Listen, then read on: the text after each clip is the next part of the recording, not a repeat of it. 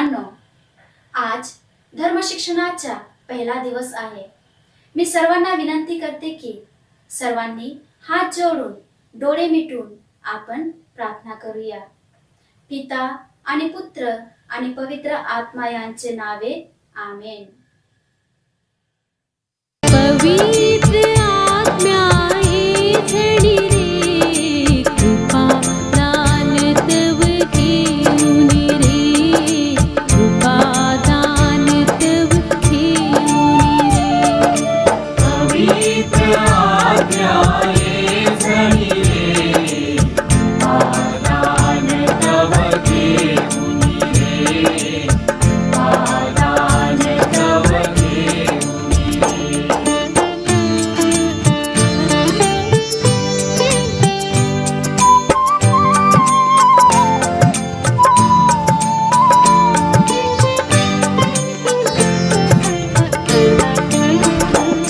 देव पित्याचे दीनज ज्ञान, ईशपुत्रावर भाव महान.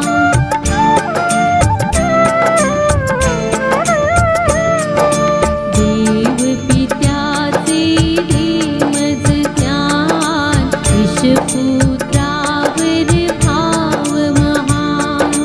उभयापासून तू निघतोसी, ही श्रद्धा मनी जागेवरे. पवित्र आत्म्याये झडी रे, कृपा दान तव घेऊन रे, कृपा दान तव घेऊन रे. हे पुस्तक वर्ग 6वीतील पुस्तक आहे. या पुस्तकाचे नाव लोक ज्यांनी येशूचा अनुभव घेतला. या पुस्तकात 15 धडे आहेत. आज आपण पहिला धडा शिकणार आहोत. तर पहिल्या धड्याचे शीर्षक आहे भविष्यवाणी पूर्ण होत आहे. भविष्यवाणी हा शब्द ऐकल्यानंतर आपल्या मनामध्ये कशा प्रकारचे प्रश्न निर्माण होत आहे. आपण विचार करत असाल की भविष्यवाणी या 21व्या शतकामध्ये सुद्धा लोक भविष्याविषयी जाणण्यास प्रयत्न करीत असतात. उदाहरण, काही समाजाचे लोक लग्नाचे पहिले व घर बांधण्याचे पहिले, तसेच भविष्यवादी लोक आपल्याला जीवनबद्दल भविष्यवाणी सांगत असतात, पण ते पूर्ण सत्य नसते. आजच्या धडेमध्ये आपण पाहतो की संदेष्टाने मोशेशी केलेली भविष्यवाणी असे आहे की याकूबातून एक तारा उदय पावेल आणि इस्रायलातून एक राजदंड निघेल. या संदेष्टाची भविष्यवाणी असे आहे की पहा, कुंवारी गर्भवती होऊन पुत्र प्रसवेल व त्याचे नाव इमानुएल असे ठेव. तर चला मुलांनो, आज आपण माता मरिया आईच्या जीवनामध्ये भविष्यवाणी कसे पूर्ण होत आहे आपण एका व्हिडिओद्वारा अभ्यास करूया. 2000 वर्षांपूर्वीची गोष्ट आहे. एक दिवस गॅब्रिएल नावाचा देवदूत एका ज्यूइश नावाच्या तरुण युवतीसमोर आला, जिचं नाव होतं मेरी.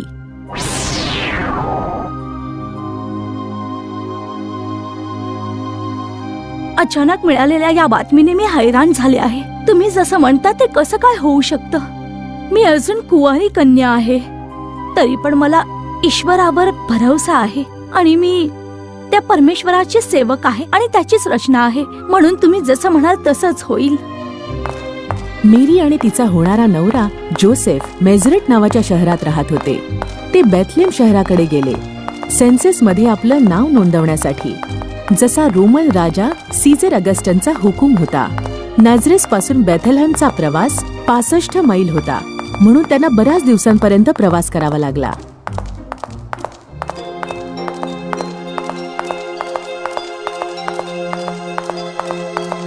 जोसेफ आणि मेरी बेथलहमला पोचले. मेरी, मी परतेपर्यंत तू इथेच थांब. वाटत असेल तर आराम कर. मी आज रात्री इथेच थांबण्याचा बंदोबस्त करतो. जोसेफ राहण्यासाठी जागा शोधत होता, परंतु सगळ्या जागा आधीपासूनच भरलेल्या होत्या. तुम्हाला एखादी जागा मिळाली का? आतापर्यंत तर मला एकही जागा नाही मिळाली. त्यांनी त्यांची रात्र अस्तबलमध्ये काढली, एका अशा जागेवर जिथे जनावरांना ठेवण्यात येतं. फक्त हीच एक जागा आहे जी रात्र काढण्यासाठी मिळाली आहे. थांब, मी आत्ताच जाऊन ताजे गवत घेऊन येतो, म्हणजे तू त्यावर शांत झोपशील. त्या रात्री जिजसने जन्म घेतला. त्यांच्याजवळ पाळणा नव्हता, म्हणून त्यांनी बाळाला एका भांड्यात झोपवलं, ज्यामध्ये जनावरांना खायला घालतात. त्या भांड्यात ताजं गवत ठेवण्यात आलं, म्हणजे बाळाला आरामात झोपता येऊ शकेल. त्या रात्री बेथलहमच्या जवळ शेतात काही गुराखी होते, जे मेंढरांची रखवाली करू लागले. एक देवदूत त्यांच्या समोर आला.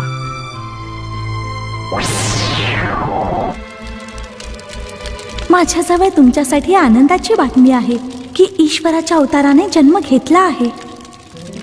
काय? एक अवतार? का आम्ही त्यांना बघू शकतो? सांगा आम्हाला, ते कुठे आहेत?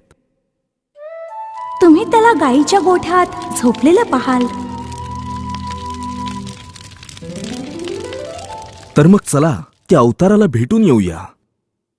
मेंढपाळ लवकरच बेथलहेमला पोचतात आणि ते जिजसला भांड्यावर बघतात, जसं की देवदूताने सांगितलं होतं. मला सांगाल का की तुम्ही कोण आहात? ओह पवित्र माता, आम्ही इथे ईश्वराच्या अवताराला बघण्यासाठी आलो आहोत. माझ्या बाळाची बातमी तुम्हाला कशी काय मिळाली? जेव्हा आम्ही आमच्या शेतात काम करत होतो, तेव्हा एक देवदूत आमच्या समोर प्रगट झाला आणि त्यांनी आम्हाला या अवताराच्या जन्माबद्दल सांगितलं.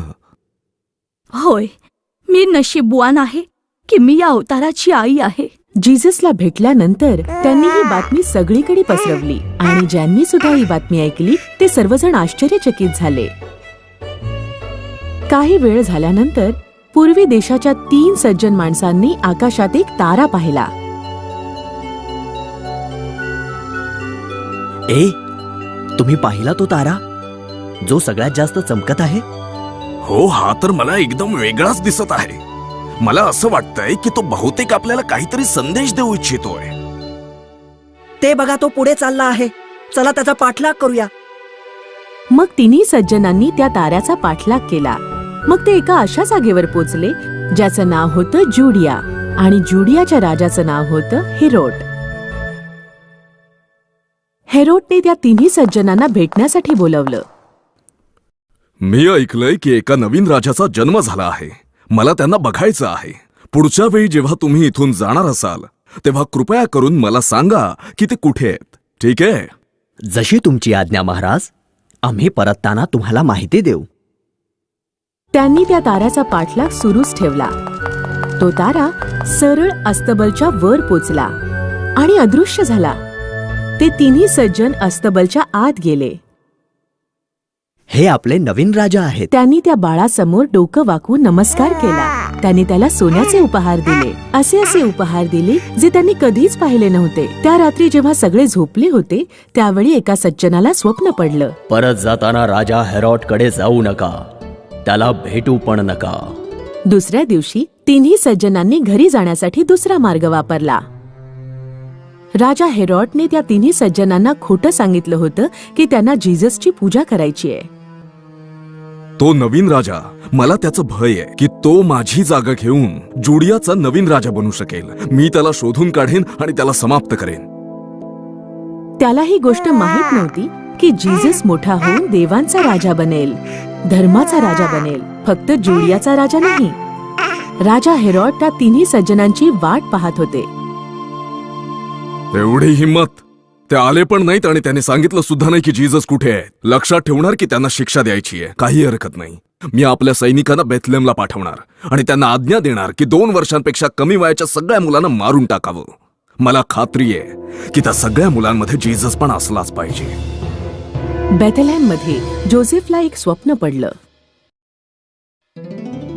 जोसेफ, इजिप्तच्या दिशेने जा. राजा हेरॉड जेजसला मारण्यासाठी शोधत आहे. यासाठी इजिप्तला रवाना हो. तिथे तू सुरक्षित राहशील. दुसऱ्या दिवशी पहाटे मॅरी, तयार हो. आपल्याला ही जागा लवकरात लवकर सोडायला हवी. असं काय झालंय? आपण आपल्या घरी परत नाही जाऊ शकणार काय? नाही, सध्या आपण या विषयावर चर्चा नाही करणार. मी तुला प्रवासात सगळं काही सांगतो. जोसेफ मेरी आणि जीजस सोबत इजिप्तसाठी रवाना झाला, जेणेकरून तो हेरॉड पासून सुरक्षित राहू शकेल. जोसेफ, मेरी आणि जीजस तोपर्यंत इजिप्तमध्ये राहिले जोपर्यंत हेरॉड मेला नाही, आणि मग नाझरेथला आले. येशूच्या जन्माचे मुळे जगाचा इतिहास 2 भागामध्ये विभागला गेला.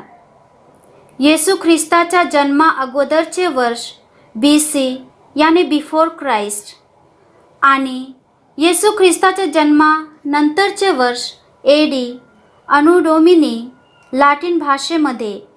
याचा अर्थ आहे देवाचे वर्ष.